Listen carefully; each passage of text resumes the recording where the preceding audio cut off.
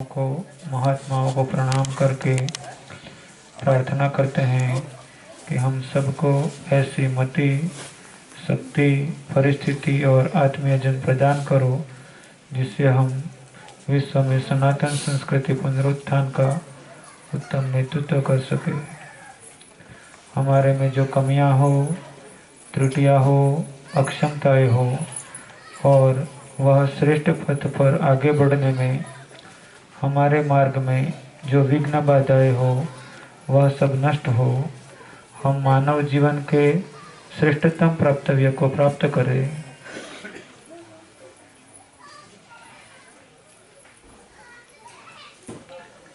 सभी आत्मीय जनों को ओम जय भगवान। आज यहाँ लकुलिस धाम कायावरोहण में 24 कुंडीय गायत्री महायज्ञ के प्रथम दिन यज्ञ के साथ सत्संग हेतु हम सब इकट्ठे हुए हैं।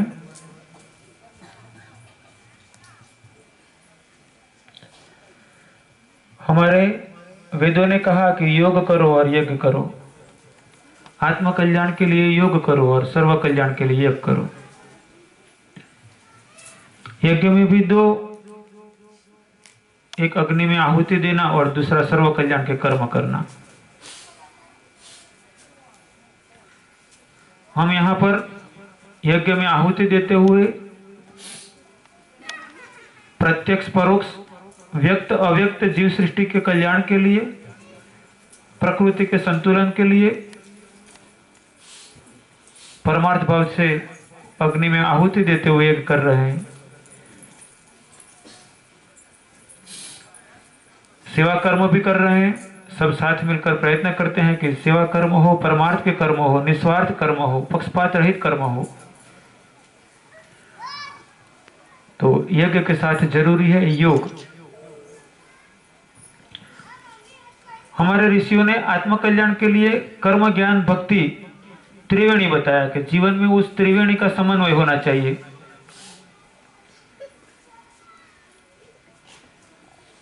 कई बार सुनने मिलता है कि कोई कहता है कि मैं ज्ञान का आराधक हूं, तो कोई कहता है मैं कर्म का आराधक हूं, तो कोई कहता है मैं भक्ति का आराधक हूं। किंतु ऐसा संभवित नहीं हो सकता है कि कर्म के बिना ज्ञान भक्ति, ज्ञान के बिना कर्म भक्ति और भक्ति के बिना कर्म ज्ञान संपूर्ण हो। तीनों का यथा योग्य जीवन में धारण करना आवश्यक है।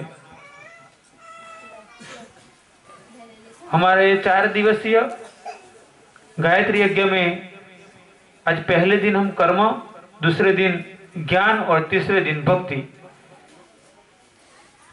तीनों को जीवन में कैसे धारण करना, ये थोड़े शब्दों में समझने का प्रयत्न करेंगे। कर्म, व्यवहार में कोई कुछ कामकाज करता है तो भी कहते हैं मैं कर्म कर रहा हूं।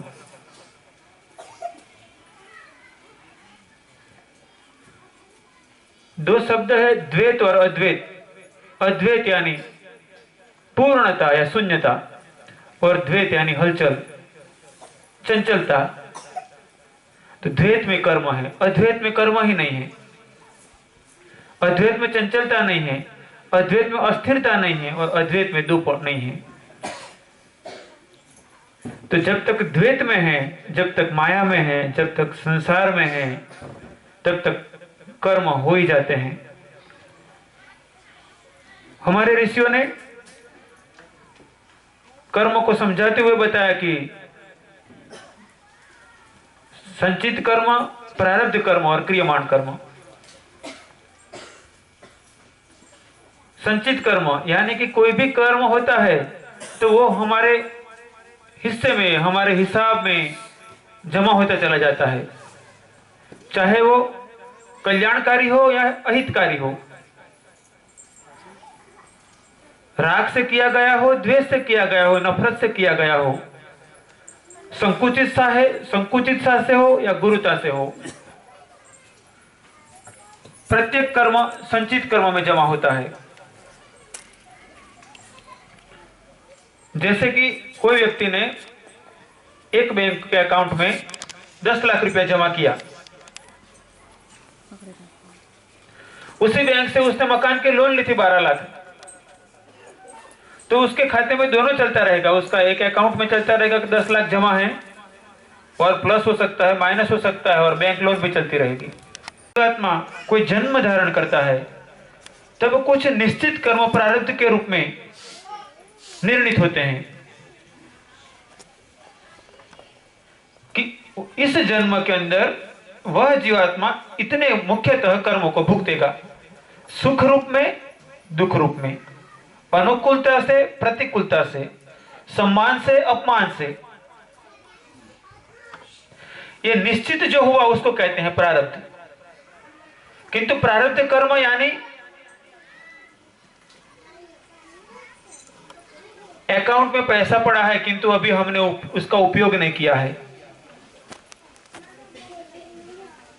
हमारे हिस्से के वो कर्म जमा तो है किंतु अभी वो कर्म हमें फल देना शुरू नहीं हुए हैं, उसको कहते हैं प्रारब्ध कर्म। कि जो निश्चित हो चुका है कि इस जन्म में हमें इतने कर्मों को भुगतना है किंतु अभी वह कर्म फल देने का शुरुआत नहीं किया है, तभी तक उसको कहते हैं प्रारब्ध कर्म। जब वह कर्म फलदायी होना शुरू करे तभी उसको कहते हैं क्रियमाण कर्म। कि जैसे किसी ने कमान से तीर छोड़ दिया, ऐसे ही जो कर्म फल देने के लिए क्रियाशील हो चुका उसको कहते हैं क्रियमाण कर्म।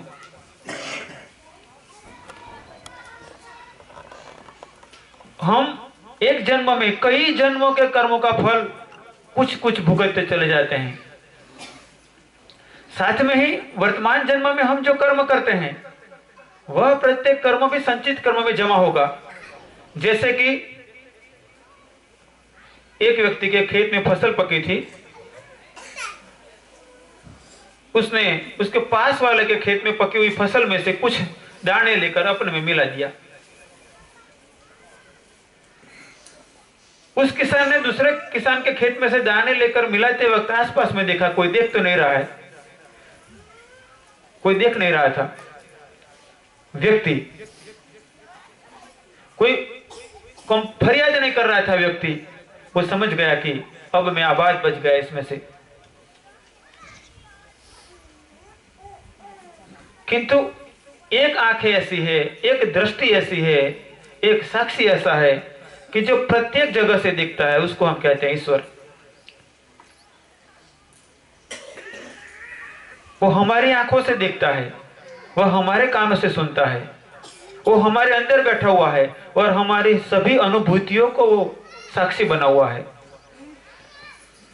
तो हमने किया, इसके साथ उसने भी जान लिया। वो कर्म संचित में चला गया। एक व्यक्ति कुछ आटा लेकर गया, उसको भिगोकर उसने मछलियों को डाल दिया। वहां कोई लिखने के लिए नहीं आया था कि तुमने क्या परमार्थ किया, किंतु उसका कर्म संचित कर्म में चला गया। कोई रास्ते से चलता हुआ जा रहा था और दो तूफानी लड़के वहां आए और धक्का लगाते हुए आगे निकल गए। वो बुजुर्ग ने कहा कि बच्चे जरा देखकर चलिए, अभी मैं गिर जाता, और वो दो बच्चों ने गाली बोल दी। वहां तीसरा कोई था नहीं, इसलिए बच्चे जोर शोर से गालियां बोलते हुए वहां से चले गए। उन्होंने सोचा कि मैंने एक बुजुर्ग को डांट दिया, किंतु जो देखने वाले थे वो उसकी ही आंखें थी, उसके ही कान थे, उसके ही अंदर विराजमान ईश्वर का उसका साक्षी था। तो ये सभी कर्म संचित में कल चले गए।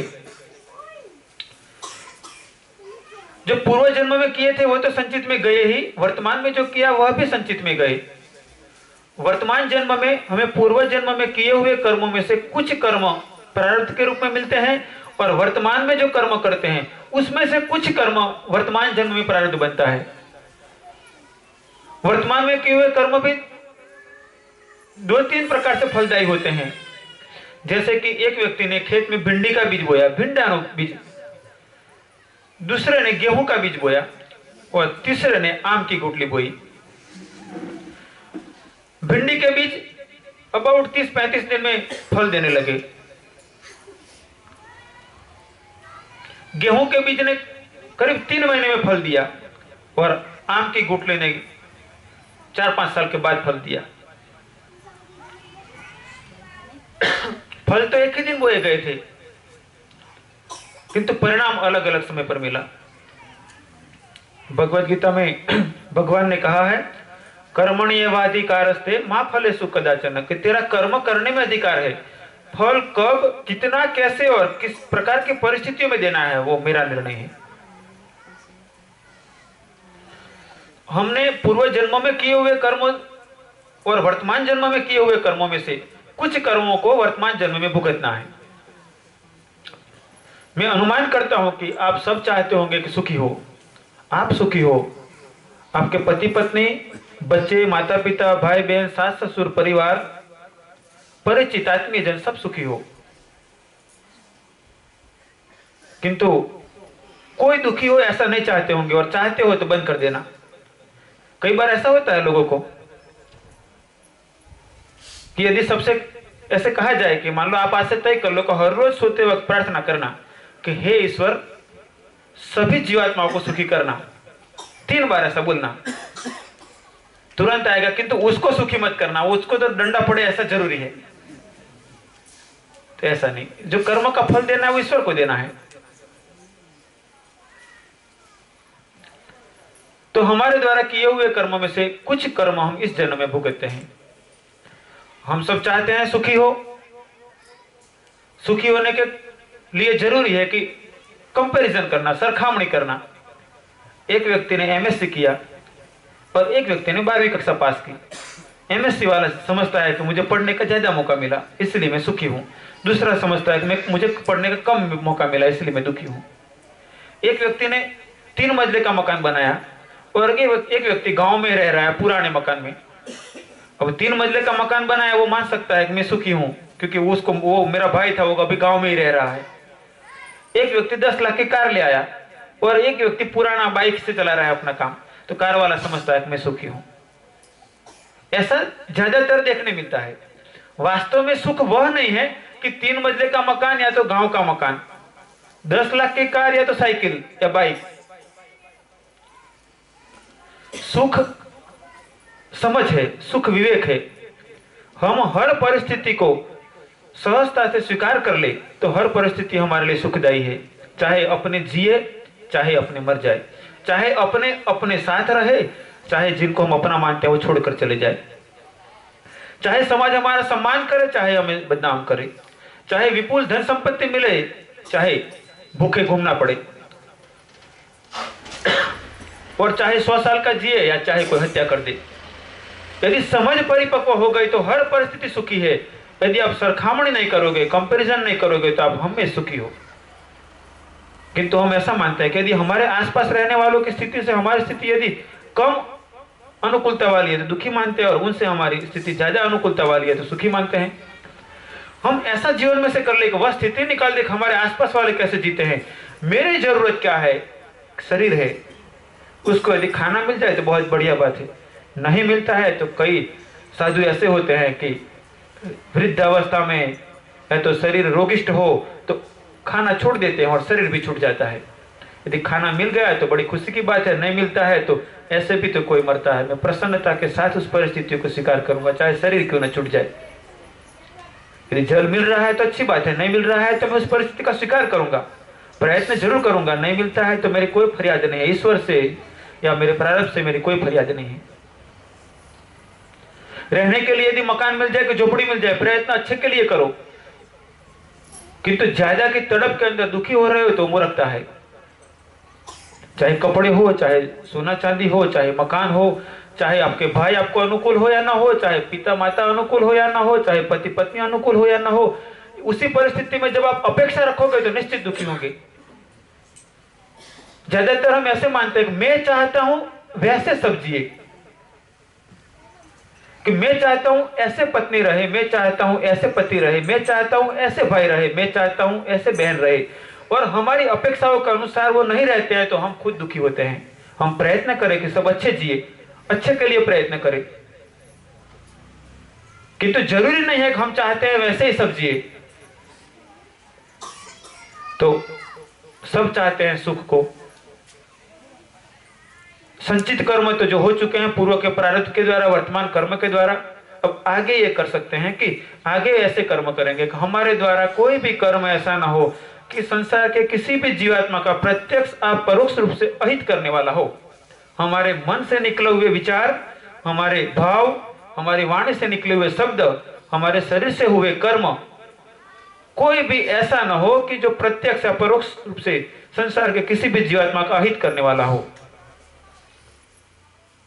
और दूसरी बात, मेरे भाव, मेरे विचार, मेरे संकल्प और मेरे प्रत्येक कर्म ऐसे हो कि सर्व कल्याणकारी हो, हितकारी हो। इतना आप तय करके इस प्रकार जीवन जियोगे तो इससे इतना तो निश्चित हो जाएगा, आगे होने वाले कर्म आपके उत्तम होंगे, जिसके कारण जो भविष्य में जो वर्तमान में किए हुए कर्मों का परिणाम मिलेगा वो अच्छा ही होगा। दूसरी बात है कि जो प्रारब्ध बन चुका है, जो पहले कर्म कर चुके हैं और प्रारब्ध बन चुका है,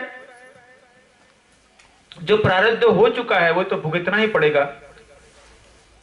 श्रवण के माता पिता ने दशरथ से कहा कि जैसे हम पुत्र वियोग में तड़प कर मरते हैं, ऐसे तू भी पुत्र वियोग में तड़प कर मरेगा।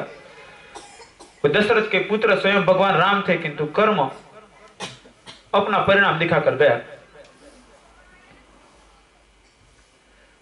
तो जो कर्म हो चुके हैं वो तो आएंगे, हमें यह प्रयत्न करना है कि आगे इतने अच्छे कर्म करते चले कि उस वक्त हमें अच्छी परिस्थितियां मिले और हमारी मनस्थिति को ऐसी बना ले कि जो भी परिस्थिति हो उसको हम स्वीकार कर ले। एक तो ऐसे कर्म करे कि जैसे मान लो आपने दो चार लोगों से पैसा लिया था कर्जे में, उनको 2 महीने में या महीने में देना था। अब आपके पास महीना था तो आपके 1 महीने में कुछ अच्छे लोगों से दोस्ती कर ली, अच्छे लोगों के साथ मित्रता कर ली, अच्छे लोगों के साथ जुड़कर ऐसे कर्म कर लिए कि जब वो पैसा देने का वक्त आया तब चाहे आपकी इनकम इतनी क्यों ना हो, किंतु आपको मदद करने वाले कई लोग थे। तो जो प्रारब्ध हो चुका है उसको तो बदला नहीं जा सकता है, किंतु परिस्थिति ऐसे निर्माण की जा सकती है कि वह प्रारब्ध जब क्रियमाण हो तब हमारे पास कुछ ऐसी परिस्थितियां भी हो कि जो ज्यादा दिक्कत न पहुंचाए। और तीसरा है क्रियमाण कर्म, कि जो फलदायी हो चुका है। जैसे एक बच्चे का जन्म हुआ गरीब परिवार में, उसको बदला नहीं जा सकता है। माता पिता जो बन चुके हैं और जो जन्म हो चुका है तो वो बदला नहीं जा सकता है। तो क्रियमाण कर्मों को स्वीकार करो और सहजता से पास हो जाने दो। जो कमान से तीर निकल चुका है वो तो अब आगे चलेगा, किंतु हम ऐसा कर सकते हैं कि जब वो तीर चुभने की बात आती है तो अपने को वज्र बना ले, यानी कि हम अपने विवेक, अपना ज्ञान, अपनी समझ को इतना प्रबल कर ले और साथ में ही ये प्रयत्न करें कि हो कोई भी कर्म जब हमें दिक्कत पहुंचा रहा हो तब हम उसी दिक्कत के अंदर कुछ और ऐसे कर्म न कर दे कि कई लोगों को परेशान कर दे। कई बार ऐसा होता है कि व्यक्ति अपनी दिक्कत में कई लोगों को दोष देता हुआ नए कई अनेकों प्रकार के कर्म निर्माण कर देता है। और दूसरी स्थिति, अनुकूल कर्म आते हैं तब व्यक्ति बहुत ज्यादातर देखने मिलता है कि वो ईश्वर से, धर्म से और परमार्थ से धीरे धीरे अपनी क्रियाओं को, कर्मों को कम करता चला जाता है। अनुकूलता के अंदर व्यक्ति को यदि दुखी, परेशान, पीड़ित की याद रहे, उसके लिए कर्म करने की, परमार्थ करने की उसकी वृत्ति प्रबल बनती चले, धर्म कर्म प्रबल बनता चले, वैराग्य प्रबल बनता चले, तो निश्चित मानो उस जीवात्मा का कल्याण है। तो हमें प्रतिकूल परिस्थितियों में अपने आप को ऐसा बनाना है कि हम कर्मों को सहे, ऐसी परिस्थितियों को निर्माण करने का प्रयत्न करें कि जिसके द्वारा वह कर्म हमें ज्यादा तकलीफ न पहुंचाए, ज्यादा दिक्कत न पहुंचाए। और उस दिक्कत की, तकलीफ की परिस्थितियों में हम दूसरों को दोषित बनाते हुए, दूसरों को दोषित कहते हुए कोई ऐसे कर्म न कर दे, ऐसी वाणी उच्चारित न कर दे, ऐसा व्यवहार न कर दे कि कुछ और नए ऐसे कर्म बन जाए कि जिसके द्वारा आने वाले वक्त में और ज्यादा दिक्कतें झेलनी पड़े। ये कर्म के सिद्धांत के जो मुख्य 3 बातें हैं, संचित कर्म, प्रारब्ध कर्म और क्रियमाण कर्म। अब उसी पहलू में कौन से कर्म करने का हमें सोचना चाहिए, संकल्प करना चाहिए। संसार के प्रत्येक जीवात्मा का एकमात्र मुख्य कर्म है ईश्वर से अपने आप को पूर्ण रूप से जोड़ देना, अपने केंद्र ईश्वर, उसे अपने आप को जोड़ देना।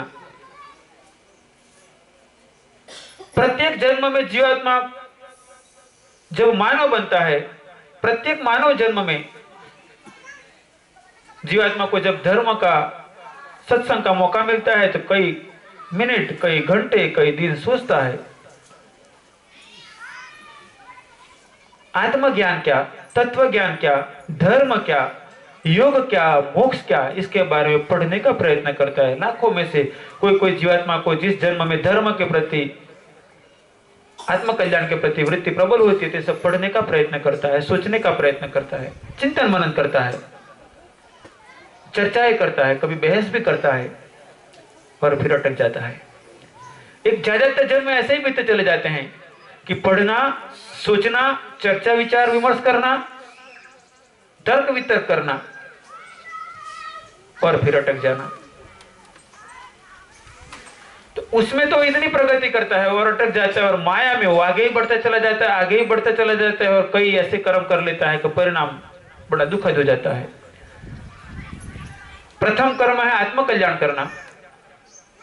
तो हम सब प्रयत्न करेंगे कि वर्तमान जन्म में चाहे पूर्व प्रारब्ध के अनुसार कोई माता हो, कोई पिता हो, कोई पति हो, कोई पत्नी हो, कोई भाई हो, बहन हो, मित्र हो, परिचित पड़ोसी हो, किंतु वो हमारे कोई 1000 जन्मों के पति पत्नियां, भाई बहन, माता पिता, परिचित पड़ोसी हो, ऐसा नहीं है।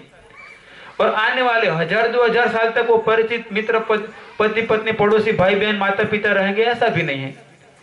तो थोड़े वक्त के लिए 25, 50, 70, 100 साल के लिए कोई हमारा माता बना, कोई पिता बना, कोई बहन बनी, कोई भाई बना, कोई मित्र, परिचित, पड़ोसी बना, तो हम याद रखें कि वो थोड़े वक्त के लिए है। हमारा मुख्य कर्म है आत्म कल्याण। उन संबंधों को यथा योग्य संभालते हुए, संचालित करते हुए हम आत्म कल्याण को न भूलें। और दूसरा, आत्म कल्याण के कर्म करने के साथ हमारा जीवन हजारों, लाखों, करोड़ों जीवात्माओं के द्वारा किए गए अच्छे कर्मों के कारण सुखरूप चल रहा है। हमारी भी फर्ज है, हमारी भी जिम्मेदारी है कि हमें ऐसा कर्म करना चाहिए कि जो परमार्थ के लिए हो, सर्व कल्याण के लिए हो। तो हम ये कर्म जरूर करें। सबसे प्रथम कर्म हमारा है आत्म कल्याण करना। दूसरा है परोपकार के लिए, परमार्थ के लिए प्रयत्न करना। और ये 2 कर्म करना है, किंतु शरीर तो हमारे साथ है ही, तो शरीर की व्यवस्था चलाने के लिए जो आवश्यकता है, जिससे काम चल जाए, ऐसी आजीविका की प्राप्ति का प्रयत्न करना। एक बार एक माघ नाम के कवि ने प्रतिदिन सुबह में नदी स्नान का निर्णय किया। कवि माघ हर रोज घर से एक लोटा लेकर जाते थे, नदी जाकर लोटे से पानी लेकर डालते चले जाते और स्नान करते थे। कवि माघ बड़े प्रसिद्ध कवि रहे हैं। माघ मास का वक्त था, नदी स्नान के लिए कई लोग आते जाते थे और वो कवि माघ को देखते तो कई लोग नमस्कार नमस्कार करते चले जाते उनको देखते हुए। एक दिन माघ ने स्नान किया, कवि माघ ने स्नान किया। स्नान करने के बाद घर जाने से पहले उन्होंने सोचा कि हर रोज लोटा लेकर घर से आना, इसकी जगह अच्छा होगा कि रेत के अंदर ही लोटे को दबा दूं, तो दूसरे दिन लोटा लेकर नहीं आना पड़ेगा, निकाल लूंगा, फिर स्नान करके फिर दबा दूंगा। तो उन्होंने एक जगह रेत में खड्डा करके लोटा अंदर गाड़ दिया, दबा दिया। उस वक्त कुछ लोग दूर से ये घटना देख रहे थे कि कवि माघ लोटे को जमीन में खड्डा करके, रेत में खड्डा करके गाड़ रहे हैं। उन्होंने सोचा कि कवि माघ खड्डे में लोटा दबा रहे हैं और आज ही दबा रहे हैं, मतलब आज कुछ विशेष होना चाहिए। तुरंत वो 3-4 लोग लोटा ले आए और उन्होंने भी रेत में खड्डा करके अंदर लोटा जमीन रेत में दबा दिया। और लोगों ने पूछा क्या कर रहे हो? आज का दिन है, बड़ा पवित्र दिन है। आज के दिन यदि ये नदी के किनारे रेत में लोटा को खड्डा करके गाड़ दिया जाए तो उसका बड़ा महान फल है। बस इसके बाद तो शाम होते होते नदी के किनारे खड्डा काट कर लोटे, कितने लोटे दबा दिए लोगों ने। माघ को पता चला, माघ कवि माघ ने राजा से बात की कि देखो राजा, ये हमारे धर्म का ये रूप है। ज्यादातर लोग यही करते हैं, किताबों में पढ़ते हैं कि 40 बावनी 72 का पाठ करो, ये कर्मकांड करो तो भला हो जाएगा। और हम इसी कर्मों में इस प्रकार डूब जाते हैं कि वास्तविकता से अनदेखी करते हुए अपना ही पतन करते चले जाते हैं, धन संपत्ति समय का व्यय करते चले जाते हैं। हमें याद रखना है कि धर्म को अंधानुकरण न करे, उसके उद्देश्यों को समझकर उद्देश्यों को सफल करने के लिए कल्याणकारी प्रयत्न करे।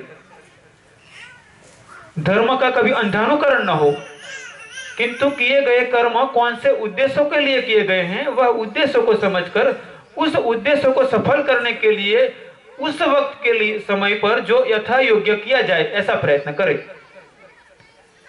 हम यहाँ पर सब यज्ञ कर रहे हैं, उत्तम कर्म कर रहे हैं, और किया हुआ कर्म कोई भी निष्फल नहीं जाता है तो इसके द्वारा उत्तम प्रारब्ध निर्माण होता है, और वह प्रारब्ध कभी न कभी उत्तम रूप से क्रियमाण हो जाता है।